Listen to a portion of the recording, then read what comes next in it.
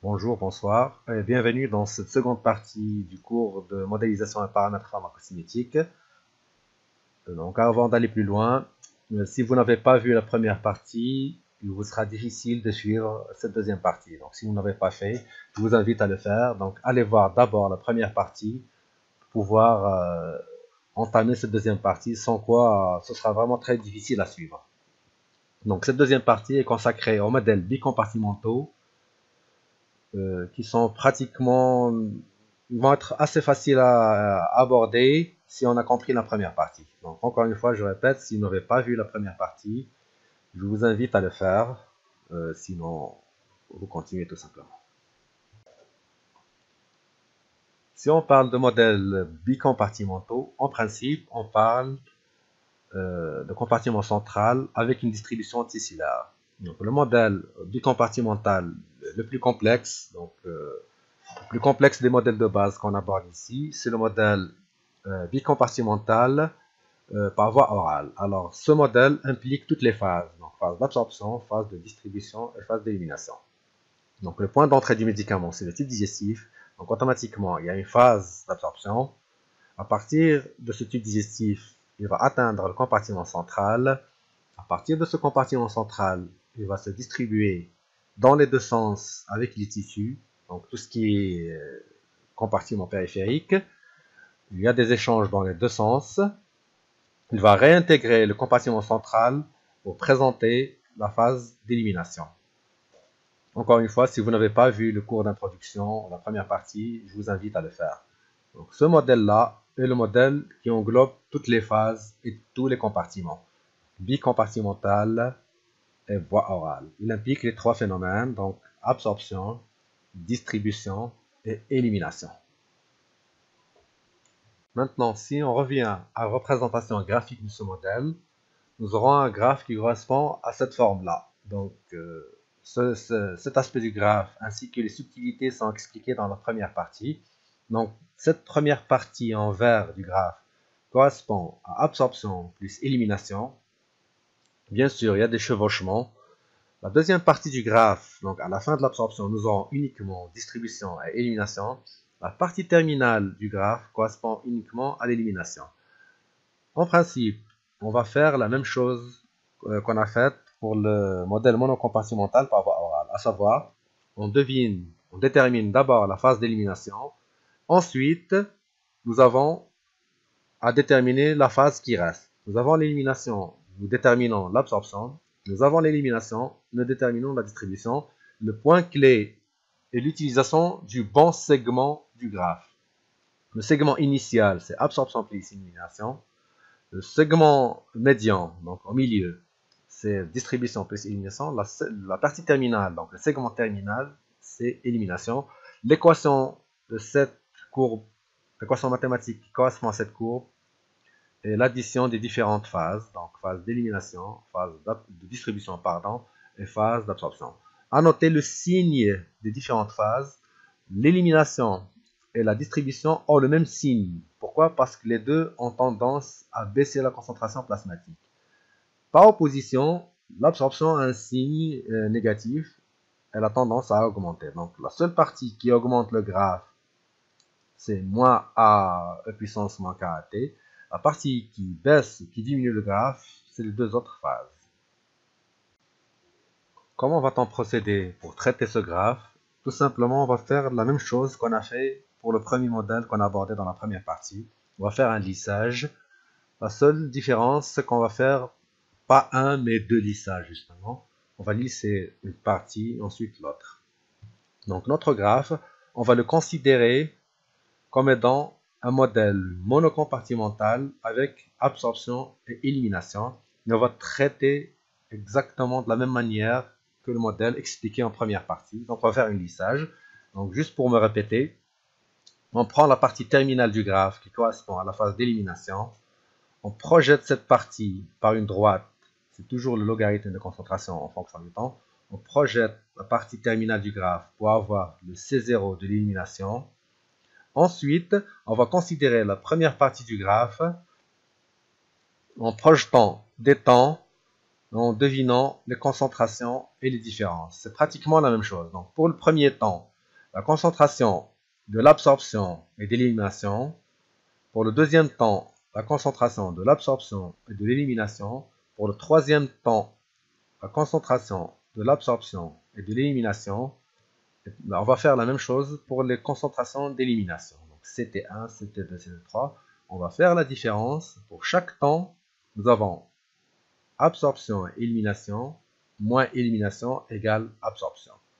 Absorption moins élimination, plutôt la somme moins élimination égale absorption.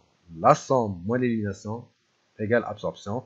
Et ces trois points vont servir à dessiner la droite d'absorption. Donc c'est exactement la même chose qu'on a fait pour le modèle monocompartimental,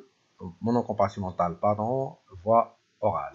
Donc là, on ignore la partie médiane du graphe. En principe, si on a compris ça, la suite est logique.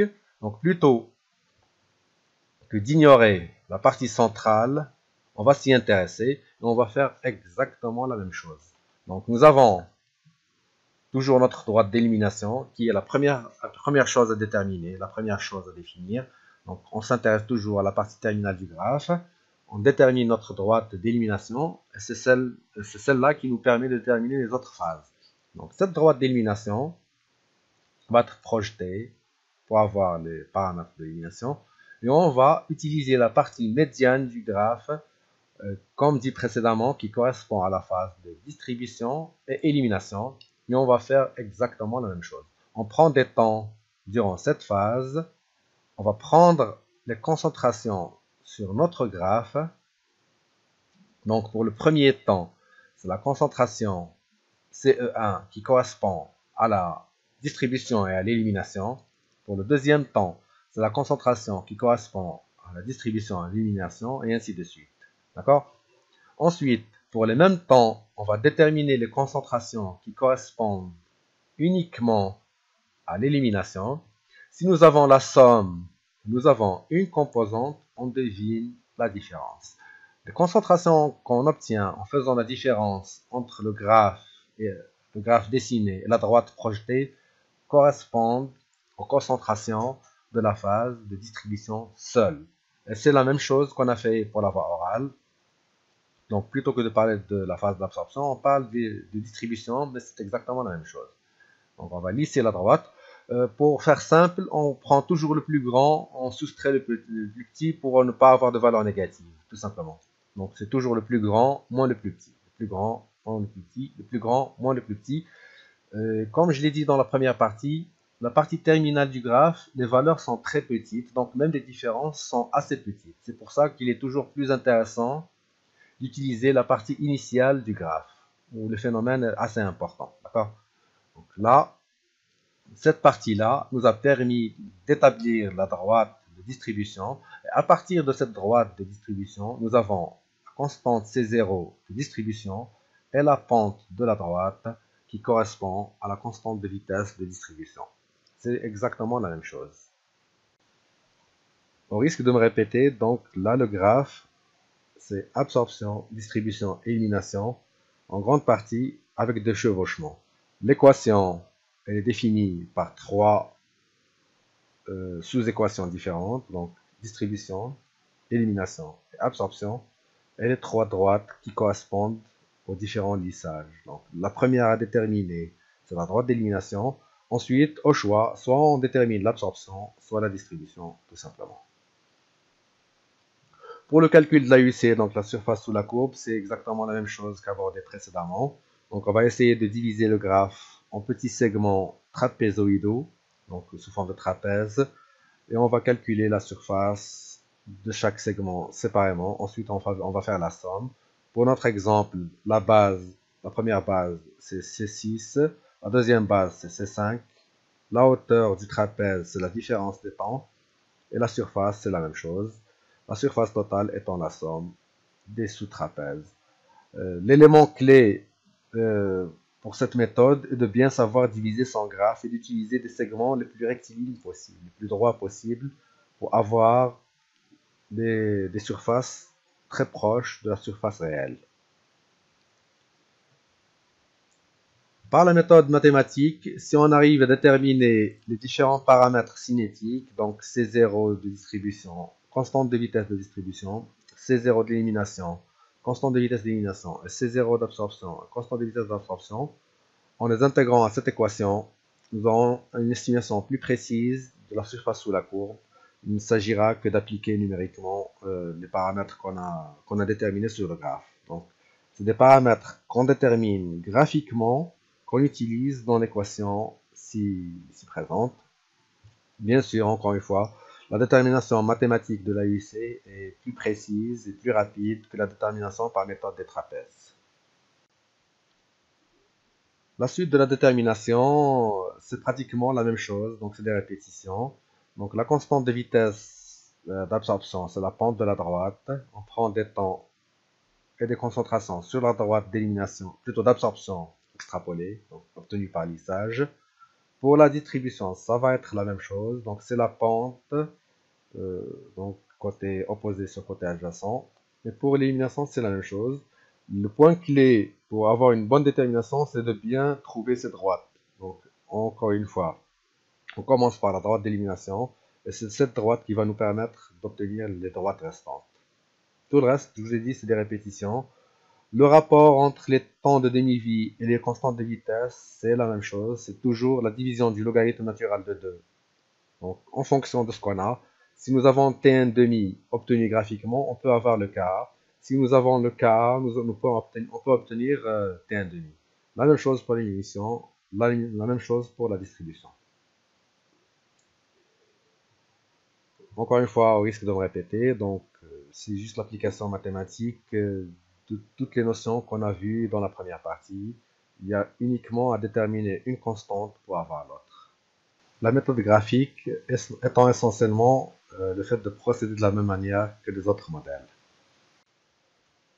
La voie orale, par contre, a une particularité qui est le coefficient d'absorption. C'est un coefficient qui nous permet d'estimer la quantité de produit absorbé par rapport à la quantité perdue.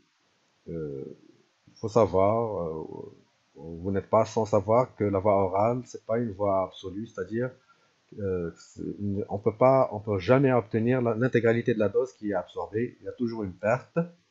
Il y a une équation qui nous permet d'estimer cette perte justement. Si on arrive à déterminer l'AUC orale sur l'AUC intraveineuse pour le même produit administré par les deux voies, donc par exemple, je prends l'exemple du paracétamol, on l'administre par voie orale, on l'administre par voie intraveineuse, on fait le ratio des doses. Bien sûr, s'il s'agit de la même dose, le ratio disparaît.